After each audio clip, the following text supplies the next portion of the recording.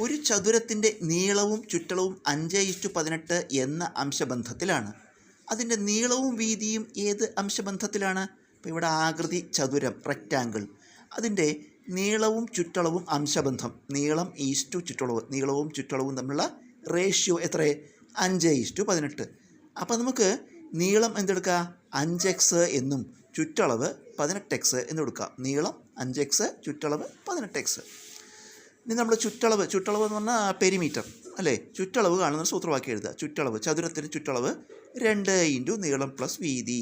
നമുക്ക് ഈ സൂത്രവാക്യത്തിൽ വില കൊടുക്കാം. 2 എന്നിട്ടു ബ്രാക്കറ്റിൽ നീളവും വീതിയും കൂട്ടണം.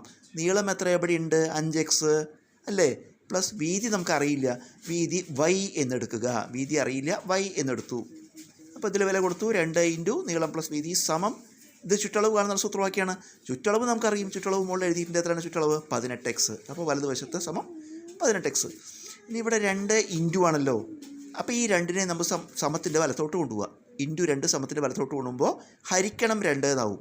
അപ്പോൾ 5x പ്ലസ് y സമം 18x by 2. 5x plus y സമം, ഇത് ഹരിക്കുമ്പോൾ 9×2 9x എന്ന് വരും. ഇതിന്ന് y കാണാൻ 5xനെ അങ്ങോട്ട് എടുക്കുക. അപ്പോൾ പോസിറ്റീവ് 5x കൊണ്ട് വരുമ്പോൾ -5x. അപ്പോൾ y സമം 9x മൈനസ് 5x 4x. ഈ y എന്താണ്? നമ്മൾ വീതിക്ക് പകരം y എടുത്തിരുന്നത് അല്ലേ?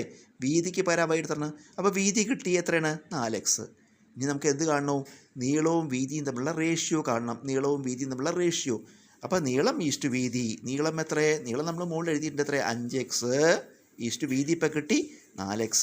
5x is to 4x. ഇതിൽ നമുക്ക് എന്ത് ചെയ്യാം? എക്സും എക്സും വെട്ടിക്കളഞ്ഞാൽ ഉത്തരം നീളവും വീതിയും തമ്മിലുള്ള അംശബന്ധം എത്രയാണ്? 5:4.